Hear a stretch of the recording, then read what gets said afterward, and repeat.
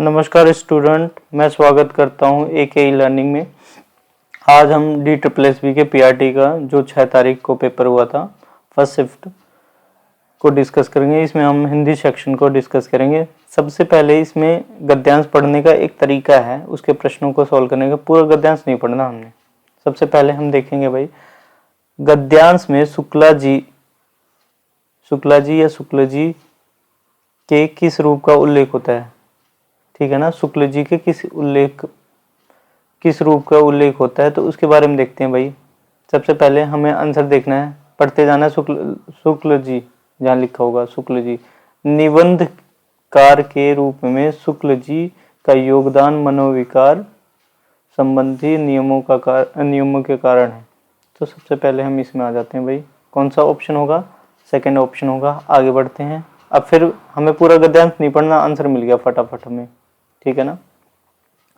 अब इसमें क्या कह रहा है कि सरस्वती के संपादक कौन थे? सरस्वती। अब देखो भाई सरस्वती वर्ड कहाँ है। सबसे पहले ग्लांस वाली नजरों से ऐसे देखते चले जाएंगे। सरस्वती,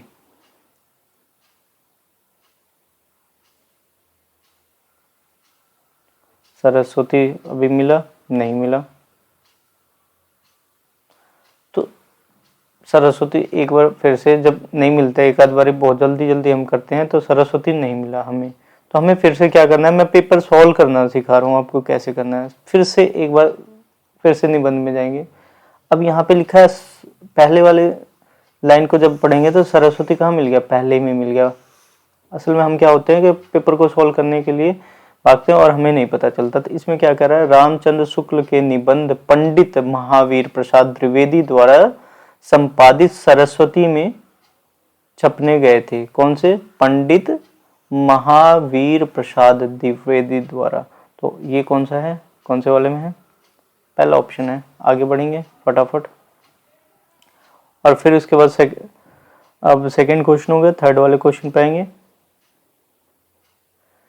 चिंतामणि पहला प्रकाशन कब हुआ था? तो चिंतामणि कहाँ है सबसे पहले?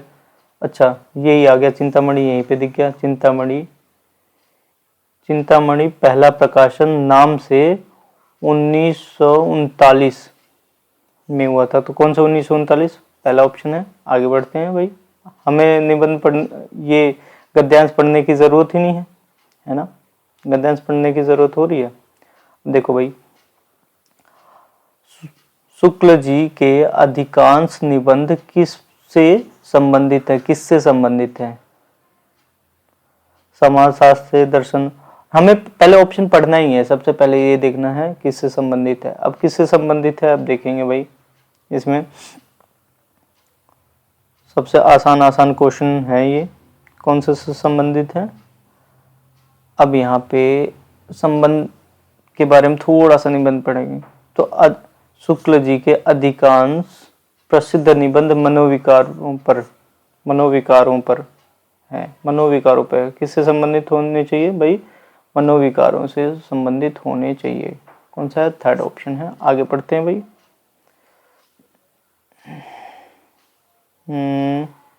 अब इसमें क्या कर रहा है, शुक्ल जी के निबंधों का संग्रह पहले किस नाम से प्रकाशित हुआ था? पहले किस नाम से प्रकाशित हुआ था? अब देख लो भाई। पहले इसमें देखेंगे, ज्यादा स्क्रॉल हो गया।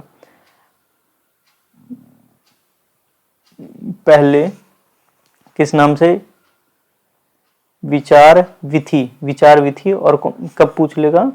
1930 में हुआ था विचार विथि से। ठीक है ना।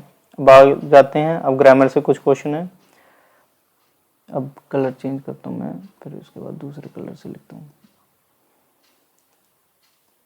देखो भाई, बखूबी में कौन सा समास है? बखूबी, ब प्लस खूबी। अब देखो ब क्या है? अव्यय है, निपात शब्द है। बा का कोई अर्थ नहीं है, मतलब अर्थ है बट ये लिंग वचन काल में चेंज नहीं होगा। जो लिंग वचन काल में नहीं चेंज होता है, लिंग वचन काल में चेंज नहीं होते हैं, वो कौन कौन से समास होते हैं? अव्ययी भाव समास होते हैं। और जो लिंग वचन काल में चेंज नहीं होते हैं उसको क्या कहते हैं? अव्यय कहते हैं, निपात शब्द कहते हैं। गोद एक मिनट, इसको क्वेश्चन को पढ़ता हूं मैं एक बार, दूसरा कलर चूज करता हूँ अच्छा सा। ये रहा। गोद में स्थान पाया हुआ, गोद में स्थान पाया हुआ। देखो गोद क्या है, यहाँ पे जितने शब्द दिखेंगे अंक से जुड़े हुए। अंक मतलब क्या होता है? गोद, गोद अंक। तो भाई अंक वाले ये दो हैं, बाकी ये ऑप्शन गलत है, ये ऑप्शन गलत है। देखो इनके अर्थ भी मैं बताऊंगा। अंक स्थ, तो अंक गोद में स्थान, गोद में स्थान जो पाया हुआ होता है या उसको क्या कहते हैं? अंकस्थ कहते हैं, जो बच्चा होता है। ठीक है। अंक से मतलब शयन करने वाला, साथ में शयन करने वाला, ये पति होता है। इसका मतलब होता है पति। ये होता है बेटा बेटी, बेटा बेटी। और अंडे जो अंडे से जन्म ले, और पाल ले जिसको जो पाने योग्य हो। ठीक है ना। आगे बढ़ते हैं। अग्नि, अग्नि में प्रत्यय क्या है? अग्नि। अग्नि को हम जब लिखेंगे अग्नि, वेट अ मिनट, अग्नि, अग्नि को कैसे लिखेंगे भाई? अग्नि क्या होता है? अग्नि प्लस ने ए, अग्नि प्लस ए मिलके क्या हो गया? अग्नेय बना। आग्नेय, आग्नेय, आग्नेय। ये कौन सा है? कौन सी संधि आ जाती है? यण संधि, यण संधि आती है, यण संधि। ठीक है ना, यण संधि। ठीक है ना। अब देखो इसमें ये आ गया प्रत्यय। ठीक है ना। आगे बढ़ते हैं भाई। अगर संधि समझ लिए तो प्रत्यय और उपसर्ग आराम से समझ जाओगे। अब इसमें देखते ही भाई कौन से वर्तनी शुद्ध है, वर्तनी की दृष्टि से कौन सा शुद्ध है बता दो। वर्तनी की दृष्टि से यही है, पूर्णिमा। ठीक है ना, छोटी की मात्रा है। और इसमें ये बहुत सारे बच्चे इसको लगा के आएंगे, बस इसमें क्या है? बड़े की मात्रा हो जाती, तो बाकी सही हो जाता। ठीक है ना। बाजो भाई अगले वाले में। अब देखो ये कौन से संधि विच्छेद है? अभी, अभ्यागत, अभ्यागत। देखो अभ्यागत ये पूछ भी सकता कौन सी संधि है, तो यण संधि है। कौन सा? यण संधि, यण संधि। अभी, अभी, अभी प्लस आगत, अभ्यागत। ठीक है ना, पहला आंसर है। आगे बढ़ते हैं भाई। नया, नया किस प्रकार का विशेषण है? गुणवाचक है। इसके गुण के बारे में बता रहे हैं। विशेषण बहुत आसान है, देखते ही क्वेश्चन आंसर हो जाएगा इसका। अब बताओ भाई कौन सा पुरुष है, कौन सा स्त्री है? इसमें स्त्रीलिंग ही बताना है। स्त्रीलिंग कौन सा है? सिर्फ पहला ही है, हकीकत, हकीकत। और बाकी सब ये है पुरुष वाले, पुरुष हैं। ठीक है ना, पुरुष है, पुल्लिंग है। ठीक है ना।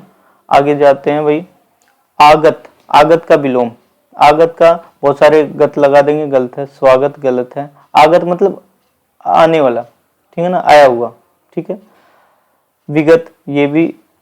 तो अनागत जो नहीं आया, अनागत जो नहीं आया। ठीक है ना। विगत, विमुख ये सब वैसे होते हैं, अनागत इसमें। अब देखो भाई, धन के रहित जीवन व्यर्थ है। धन के रहित जीवन व्यर्थ है, पढ़ने में अजीब लग रहा है। अब कह रहा है अशुद्ध अंश कौन सा है? भाई व्यर्थ है, ये नहीं है। धन के रहित, धन से रहित होता है। किससे होता है? धन से रहित, धन से और रहित, धन से रहित। आगे आ जाओ भाई। धन के बिना, धन के बिना या धन से रहित। ठीक है ना, के बिना होता है तब ठीक होता, धन से रहित। अब देखो भाई इसमें क्या है? तत्सम कौन सा? तत्सम जो संस्कृत वाले शब्द हो, संस्कृत जो ज्यादातर संस्कृत से मिलते हो। तत्सम मतलब तुरंत, तत् मतलब उसके जैसा, और सम मतलब बराबर। ठीक है ना, तत्सम संस्कृत वाले। लवण है, नेवला है, नीम है, नींबू है, तो लवण सबसे अप्रोप्रिएट लग रहा है, संस्कृत वाला लग रहा है। ठीक है ना, बहुत आसान है। अब देखो भाई देश शब्द देखने हैं जो देखा जाए अफसोस ये फारसी लगता है, अपील ये भी फारसी है, अदा ये भी है, तेंदुआ ये देसी शब्द है। आ जाओ आगे। शीतलता, शीतलता क्या है? शीतलता भाव के बारे में बता रहा है, जिसको टच ना किया जा सके, बस फील कर सकते हैं, उसके बारे में सोच सकते हैं। ठीक है, आगे आते हैं भाई। 18वें क्वेश्चन में क्या है? संकल्प, संकल्प में उपसर्ग क्या है? संकल्प कैसे है? संकल्प, तो बहुत सारे बच्चे ऐसे लिख देंगे, ये वाला लगाएंगे दूसरा, लेकिन ये क्या होता है? सम प्लस कल्प, सम और कल्प ये मिलके होगा संकल्प। ये है व्यंजन संधि, ये चौथा आंसर होगा इसका। आगे आ जाते हैं भाई। अब बताओ तद्भव, जो संस्कृत से निकला हुआ लेकिन परिवर्तित हो गया हो, संस्कृत से निकला हुआ बट परिवर्तित हो गया हो हिंदी में, हिंदी से मिलता जुलता, आम तौर पे बोला जाता हो, आम तौर पे बोला जाता हो, आम तौर पर बोलने वाला शब्द, बोलने वाला शब्द। ठीक है ना भाई? देखो ये क्या है? ताम्र है, वो भी संस्कृत में बोला जाता है। सिथि, तल, घृत, घृष्ट, और ये तलवार जो है ये इसमें आ गया, तलवार ही है सबसे। अनुपम का पर्यायवाची नहीं है। अनुपम मतलब अनोखा होता है, अनुपम मतलब अपूर्व होता है, अनूठा होता है, लेकिन मनोहर नहीं होता है। ठीक है ना भाई? चैनल को सब्सक्राइब कर लो, बेल आइकन प्रेस कर दो, क्योंकि भाई मेहनत लगी है। आप भी किसी चीज़ में मेहनत करते होगे तो फल, रिजल्ट चाहते होगे ना, तो प्लीज़ सब्सक्राइब करो मेरे चैनल को। Thank you very much.